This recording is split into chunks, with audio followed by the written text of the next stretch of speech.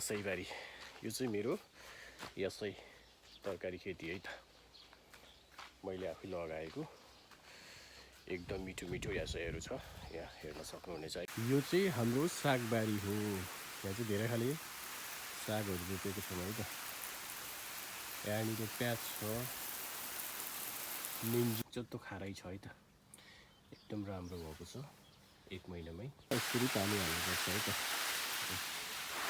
यसरी पानी हाल्नु हुन्छ है त खोर्सानीको बोट है खोर्सानीको बोटहरू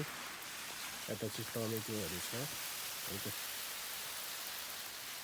चाहिँ मिरा देख्न सक्नुहुनेछ प्याज हो है त यो चाहिँ बोडीहरू हो बोडी गोया हो पिटे करेलाको बिरुवाको कौलीको टमाटरहरू है टमाटो यो आफूले लगाएको हो मैले आफै यो ब्रोकाउली राम्रो धनिया है यस्तो राम्रो भएको छ 15 दिनमै यस्तो भएको छ हल्का हामीसँग राखेको सागहरू पनि छ है हामीसँग यो तोगारासी अब 2 महिनापछि राम्रो फल्छ है त चाहिँ फर्सीको बिरुवा हो है त रसहरू छ यो चाहिँ मासुसँग खाने साग हो है त पोलेर खाने यता चाहिँ मिराहरू छ है त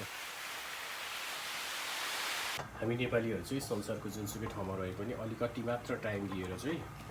यसरी अर्ग्यानिक भेजिटेबल तरकारीहरू यसैहरू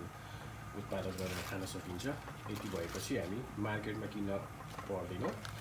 जस्तो हामीले मार्केटमा यति मात्रै एउटा गट्ठा यति मात्रै एउटा किन्यो भने 150 देखि 200 पर्न जान्छ यो आफूले थोरै टाइम खर्चिएर चाहिँ आफ्नै बारीमा उत्पादन गरेर खाने हो भने हामीलाई धेरै सहुलियत हुन्छ है त म चाहिँ यो एकदम अर्ग्यानिक तरकारी बनाउन जाँदैछु है त अब